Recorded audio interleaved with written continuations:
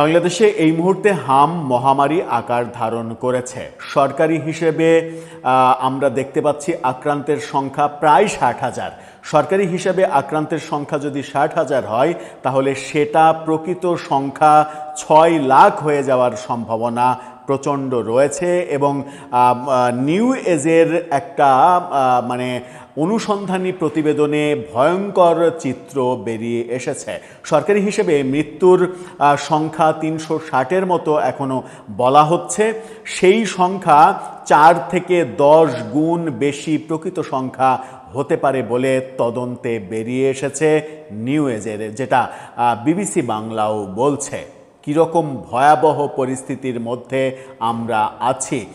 ঠিক এই চিত্র যখন নিউ এজ তুলে আনছে, সেই চিত্রের ভেতরে ঢোকার চেষ্টা করব। আমরা আপনাদেরকে জানাবো যে কোথায় থেকে এই তথ্য আসলো, এবং এই তথ্য নিউ এজ সাধারণত কোনো ফেক নিউজ প্রকাশ করে না। নিউ এজের সম্পাদক নুরুল কবির বাংলাদেশের অন্যতম প্রথিতযশা এবং স্পষ্টভাষী একজন সম্পাদক, যিনি বাংলাদেশের কোনো সাংবাদিক প্রফেসর ইউনূসের যারা ক্ষমতায় থাকতে সাক্ষাৎকার নিয়েছেন, প্রথম আলোর সাংবাদিক, বিবিসির সাংবাদিকও তৈলাক্ত সব প্রশ্ন করেছেন, যেখানে সেখানে নুরুল কবির প্রশ্নবাণে জর্জরিত করেছিলেন প্রফেসর ইউনূসকে। সেই দৃশ্য আমরা দেখেছি। সুতরাং নুরুল কবিরের পত্রিকার এই রিপোর্ট এবং বিবিসি বাংলার ভাষ্য আমার মনে হয় যে কোনোভাবেই মিথ্যা হওয়ার কথা নয়। চতুর্দিকে দাবি উঠেছে প্রফেসর ইউনূসের ফাঁসি চাই, তার মেটিকুলাস স্বাস্থ্য উপদেষ্টা নূরজাহান বেগমের ফাঁসি চাই। সামাজিক যোগাযোগ মাধ্যমে প্রফেসর ইউনূসের এই ঘটনা নিয়ে গান বাঁধা হচ্ছে, ভিডিও তৈরি করা হচ্ছে, ফটোকার্ড তৈরি করা হচ্ছে, লক্ষ লক্ষ পোস্ট দেয়া হচ্ছে। এবং সবথেকে বড় কথা হচ্ছে যে প্রফেসর ইউনূস একদিন আগে সিএনএনের প্রতিষ্ঠাতার মৃত্যুতে তিনি মারা গেছেন। তার মৃত্যুতে 350 ওয়ার্ডের শোক বার্তা তিনি ফেসবুকে পোস্ট করেছেন। কিন্তু বাংলাদেশে এই সরকারি হিসেবেই যে আমরা ধরছি শত শত শিশুর মৃত্যু এবং প্রায় লাখখানেক শিশুর আক্রান্ত হওয়ার এই ঘটনায় প্রফেসর ইউনূস ফেসবুকে একটি টু শব্দও উচ্চারণ করেননি, বরং ইউনূস সেন্টারে বসে দামি দামি খাবার খাচ্ছেন, দামি দামি মিটিং করছেন, কনফারেন্স করছেন, সেমিনার করছেন। এই ব্যাপারগুলো প্রতিনিয়ত তার ইউনূস সেন্টার পেজ থেকে আপলোড করা হচ্ছে। চলুন একটু ভয়ঙ্কর এই বাস্তবতাটা বুঝে দেখি। বাংলাদেশে হামে মারা যাওয়া শিশুর সংখ্যা 360, নাকি সেটা অন্তত 1200 থেকে 3000ও হতে পারে। ভয়ঙ্কর সেই চিত্রের কথা বলবো এই ভিডিওতে। থাকবেন পলিটিক্স টিভির নিয়মিত আয়োজনে।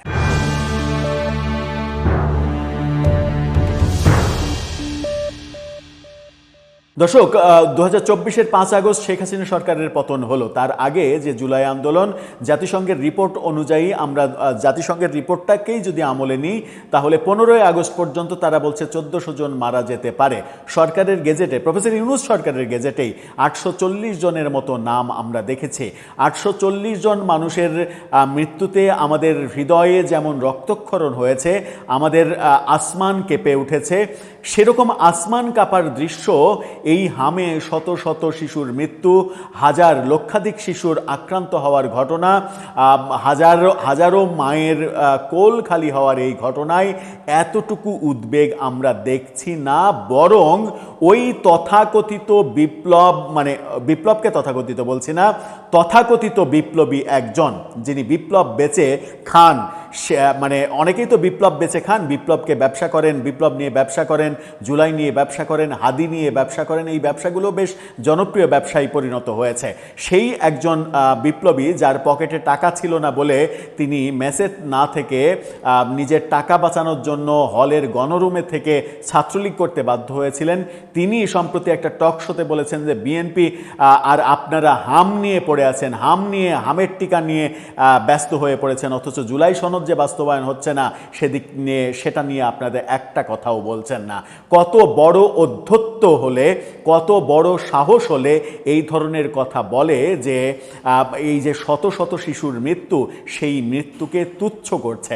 আচ্ছা, কেউ যদি জুলাই আন্দোলনে কিংবা এই গণ অভ্যুত্থানে একজনের মৃত্যু নিয়ে কোনো হাসি ঠাট্টা করে, যেমন অনেককে জেলে ভরার ঘটনা আমরা দেখেছি প্রফেসর ইউনূসের আমলে, ওই আবু সাঈদের যে মৃত্যু, দু হাতে পাখা মেলে দাঁড়ানো, সেটা নিয়ে যদি কেউ একটু ট্রল করেছে ফেসবুকে, তাহলে তাকে জেলে ভরা হয়েছে, গ্রেপ্তার করা হয়েছে, তার উপরে মব তৈরি করা হয়েছে। এই ঘটনাগুলো আমরা দেখেছি। অথচ এই তথাকথিত যোদ্ধা, এই এই এই মানে যে জুলাইকে বিক্রি করে এখন মানে কোটিপতি হয়েছে, জমিদারের পুত্র, জমিদারের নাতি হয়েছে, সে অবলীলাই বলছে যে আপনারা হামের টিকা নিয়ে পড়ে আছেন, অথচ জুলাই সনদ বিএনপি বাস্তবায়ন করছে না, সেটা নিয়ে আপনারা একটা কথাও বলছেন না।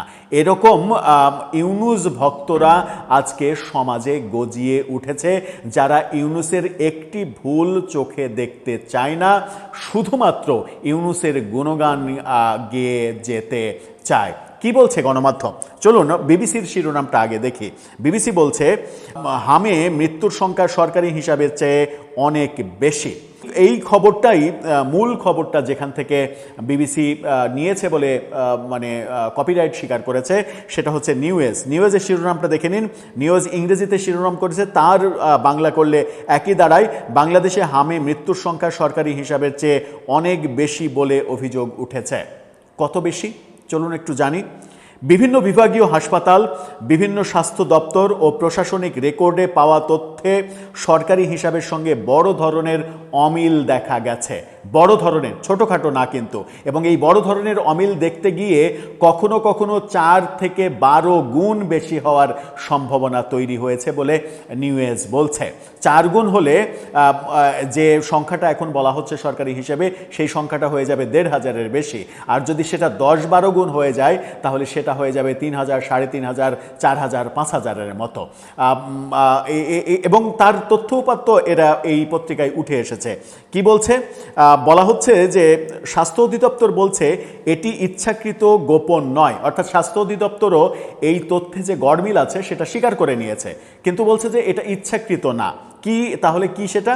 বরং তথ্য সংগ্রহ ব্যবস্থার দুর্বলতার কারণে এমন পার্থক্য তৈরি হচ্ছে। তারা বলছে যে তারা সঠিক তথ্য মানে সংগ্রহ করতে পারছে না, তাদের দুর্বলতা রয়েছে। এই দুর্বলতার কারণে আমরা সঠিক সংখ্যাটা জানতে পারছি না, হামে কত শিশু প্রকৃতপক্ষে মারা গেছে। স্বাস্থ্য অধিদপ্তর জানিয়েছে মাঠ পর্যায়ের হাসপাতাল ও উপজেলা স্বাস্থ্য কর্মকর্তাদের কাছ থেকে তথ্য আসতে দেরি হওয়ায় রিপোর্টে গড়মিল দেখা যাচ্ছে। দেরি হলেও তো আমরা পরবর্তীতে সেগুলো সমন্বয় করতে দেখব, কিন্তু কই সমন্বয় করতে তো দেখিনি।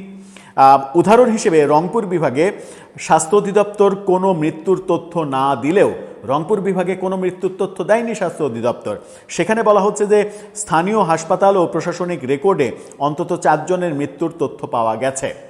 অর্থাৎ যেখানে 0 সেখানে 4, তার মানে 4 গুণ হয়ে গেল। একইভাবে বরিশাল ও ময়মনসিংহেও সরকারি ও স্থানীয় তথ্যের মধ্যে বড় ধরনের পার্থক্য দেখা গেছে। কেমন পার্থক্য? ময়মনসিংহ মেডিকেল কলেজ হাসপাতালে 27 জনের মৃত্যুর তথ্য পাওয়া গেলেও স্বাস্থ্য অধিদপ্তর সেখানে মাত্র কয়েকজনের মৃত্যুর কথা বলছে। আপনি চিন্তা করেন যে যদি 27 জনের মৃত্যুর জায়গায় 2 জন কিংবা 3 জন মৃত্যুর কথা বলা হয়, তাহলে সেটা কত গুণ হয়। সেটা প্রকৃত সংখ্যা ধরেন যে 3 জন মৃত্যুর কথা বলা হলো সরকারি হিসাবে, সেখানে 27 জন মারা গেছে, তার মানে সেটা হয়ে গেল 9 গুণ। এই যে পরিসংখ্যান, এই পরিসংখ্যানে যেটা শুরুতেই বললাম যে 4 থেকে 10 গুণ হওয়ার সম্ভাবনা রয়েছে, যে কোনো একটা ফিগার হতে পারে। মিনিমাম 4 গুণ হওয়ার সম্ভাবনা প্রচণ্ড। আর 4 গুণও যদি হয়, তবুও জুলাই বিপ্লবে যত মানুষ মারা গেছে তার চাইতে বেশি এই হামের মহামারীতে মারা গেছে, যে মৃত্যুর দায় অবশ্যই প্রফেসর ইউনূসকে নিতে হবে। স্বাস্থ্য অধিদপ্তরের সর্বশেষ হিসাবে দেশে এখন পর্যন্ত হাম বা জাতীয় উপসর্গে গতকালকে পর্যন্ত 352 জনের মৃত্যু এবং 54,635 জন আক্রান্ত হয়েছে। আপনি চিন্তা করেন যে স্বাস্থ্য অধিদপ্তর যেখানে তথ্য সংগ্রহ করতে পারছে না, এই না পারার মধ্য দিয়ে তারা বলছে প্রায় 55,000 আক্রান্ত হয়েছে। এটাকে যদি আপনি 10 গুণ করেন তাহলে সেটা 5.5 লাখ হয়। মৃত্যু 350 জন, এটাকে যদি মানে 4 গুণও করেন তাহলে কত হয়? 4 গুণও যদি করেন তাহলে তো 1400 হয়। জাতিসংঘ জুলাই আন্দোলনের মানে 15ই আগস্ট পর্যন্ত, 5 আগস্ট সরকার পতনের পরে 15 আগস্ট পর্যন্ত 1400 জনের মৃত্যুর কথা, সম্ভাব্যতার কথা বলেছিল। আমরা গেজেট দেখেছি 840 জন। যদি জুলাই আন্দোলনের মৃত্যু আমাদেরকে কাঁদাতে পারে, আমাদের হৃদয়ে রক্তক্ষরণ তৈরি করতে পারে, তাহলে এই হাম মহামারীতে এই সকল শিশু যারা আগামীর বাংলাদেশ গড়বে, যারা আগামীর বাংলাদেশের কাণ্ডারি হবে, তাদের এই মৃত্যু এবং যে সকল ভিডিও এবং ছবি সামাজিক যোগাযোগ মাধ্যমে আসছে, যেগুলো গণমাধ্যমে প্রচার করাই হচ্ছে না, যে কোনো কারণেই প্রচার করা হচ্ছে না, সেই সকল হৃদয় বিদারক ভিডিও এবং ছবি দেখলে যে কোনো মানুষের সেন্সলেস হয়ে যাওয়ার কথা, এমন অবস্থা হয়েছে। অথচ প্রফেসর ইউনূস সিএনএনের সাংবাদিক মারা গেলে তার হৃদয় মানে মানে মানে কি বলবো, যে কান্নাকাটি করে অস্থির হয়ে পড়ে। মানে সেই অস্থিরতা তিনি প্রকাশ করেন 350 ওয়ার্ডে ফেসবুকে। অথচ এই হামে শত শত হাজার হাজার শিশুর মৃত্যু, লক্ষ লক্ষ শিশুর আক্রান্ত হওয়ার এই মহামারীর ছোবলের মধ্যে যখন দেশ, এবং এই ছোবলের মধ্যে দেশকে যখন তিনি নিয়ে গেছেন, তখন তিনি ফেসবুকে একটা শব্দ করছেন না। তার চাটুকার, তার পান্ডারা বিভিন্ন টক শোতে বলছেন যে এই হামের টিকা গত 10 বছর এক পান্ডা, মানে তার উপদেষ্টা পরিষদেই ছিলেন, তার এক পান্ডা এক টক শোতে বলছেন যে এটা গত 10 বছর ধরেই হামের টিকা পর্যায়ক্রমে কমানো শুরু হয়েছিল, কমতে কমতে অন্তর্বর্তী সরকারের আমলে আরও বেশি কমে যায়। এই আরও বেশি কমে যাওয়ার ফলে হাম এখন মহামারী আকার ধারণ করেছে। মানে কত বড় উজবুক, কত বড় পান্ডা, কত বড় চাটুকার হলে এই ধরনের কথা বলতে পারে? একটা বারের জন্য এরা হাম নিয়ে একটা কথা বলছে না, বরং প্রফেসর ইউনূসকে কিভাবে সেভ করা যায় সেই চিন্তা করছে। আপনি সেভ করেন, কিন্তু এটা নিন্দা জানিয়ে করেন, এটার প্রকৃত তথ্য অনুসন্ধান করার কথা বলে দাবি জানিয়ে করেন। যদি 10 বছর না 15 বছর 20 বছর ধরে যদি কোনো ধরনের অবহেলা থেকে থাকে, তার তদন্ত করেন, এর পেছনে যারা দায়ী তাদের শাস্তি দেন।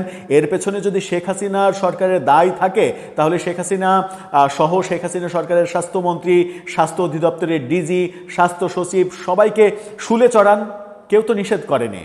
কিন্তু প্রকৃত সত্যটা জানতে দেন, এবং প্রকৃত সত্যটা কিন্তু আমরা জানি আন্তর্জাতিক বিভিন্ন সংস্থার মাধ্যমে এবং WHOর মাধ্যমে, ইউনিসেফের মাধ্যমে আমরা জানি যে শেখ হাসিনার বহু ব্যর্থতা, বহু অপরাধ, বহু মানে স্বজনপ্রীতি, বহু দুর্নীতি থাকলেও এই শিশুদের টিকার ক্ষেত্রে পৃথিবীতে অনন্য নজির স্থাপন করেছিল তার শাসনামলে বাংলাদেশ, এবং তার স্বীকৃতি বিশ্বের বিভিন্ন সংস্থা থেকে আমরা পেতে দেখেছি।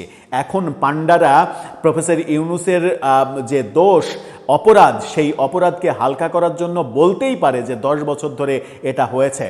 ওয়েল অ্যান্ড গুড, সেটা তদন্ত করেন, তদন্ত করে বের করেন, বের করে দোষীদের শাস্তি দেন। যদি সেখানে মানে অন্য কারো দোষ থাকে তাদেরকেও শাস্তি দেন, কিন্তু শাস্তির বাইরে যেন প্রফেসর ইউনূসের কর্মকাণ্ড হাম নিয়ে, হামের টিকা নিয়ে শাস্তির বাইরে যেন না থাকে। আমি যদি মানে এই ব্যাপারে বলতে যাই যে আমি যদি কেউ যদি জুলাই যোদ্ধাদের নিয়ে ট্রল করে, মানে আবু সাইদকে নিয়ে ট্রল করে, মুগ্ধকে নিয়ে ট্রল করে, সেগুলো কোনোভাবেই গ্রহণযোগ্য নয়। কিন্তু এই ট্রল করা কিংবা সমালোচনা করার জন্য প্রফেসর ইউনূসের আমলে গ্রেপ্তার হওয়ার ঘটনা দেখেছি, তাদেরকে জেলে রাখা হয়েছে। অথচ তার পান্ডারা আজকে হাম নিয়ে যে ট্রল করছে, তার জন্য গ্রেপ্তারের ঘটনা কেন দেখাচ্ছে না বর্তমান সরকার? কেন দেখাচ্ছে না, কেন? সেটার উত্তরটা খুব দরকার। জুলাই আন্দোলনে যারা মারা গেছে তাদেরটা জীবন, আর হামে যে সকল শিশু মারা যাচ্ছে তাদেরটা জীবন না, তাদেরটা কুকুর বিড়ালের জীবন। আপনার মন্তব্য জানিয়ে লিখতে পারেন আমাদের কমেন্ট বক্সে।